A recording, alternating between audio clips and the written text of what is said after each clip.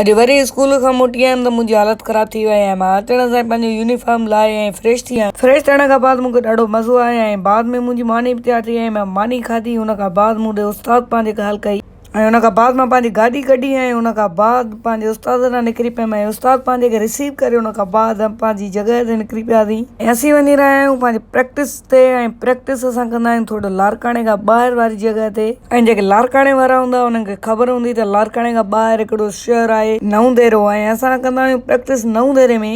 जीअं असां हुते नवंदेरे में पहुतासीं असां पंहिंजी प्रैक्टिस जारी रखीसीं। जारी करण खां बाद मां ॾाढो थकिजी पियो हुउमि। थकिजी पवण खां बाद मूंखे पंहिंजो दोस्त पंहिंजी ओताक ते वठी वियो ऐं ओताक ते माशाल्लाह पंहिंजी ॾाढी इज़त कई। हुन खां बाद असां पंहिंजे लारकाणे रवाना थियासीं ऐं आहिस्ते आहिस्ते असां पंहिंजे सफ़र खे जारी रखियोसीं ऐं आहिस्ते आहिस्ते असां पंहिंजे लारकाणे पहुची वियासीं। पहुचण सां ई मुंहिंजी मोबाइल जी बैटरी लो थी वेंदी आहे। तव्हांखे ख़बर आहे त आईफोन जी केतिरी माशाल्लाह बैटरी हलंदी आहे। उन वजह सां मां अॻिते पंहिंजा वीडियो न भरे सघंदो आहियां। ऐं आख़िर में मां हीअ तव्हांखे ॻाल्हि चवंदमि त यार तव्हांजी वॾी वॾी महिरबानी कुर्बत दिलि सां जो नंढे भाउ खे सपोर्ट कई ऐं मां लास्ट में आख़िर में घर पे अची करे थोरो स्कूल जो कमु कंदो आहियां ऐं तव्हां ॿाहिरि ईअं ई मूंखे सपोर्ट कंदा रहो ऐं कुर्बत दिलि सां ॾींदा कयो। लाइक एंड फॉलो लाज़मी कजो। थैंक्स।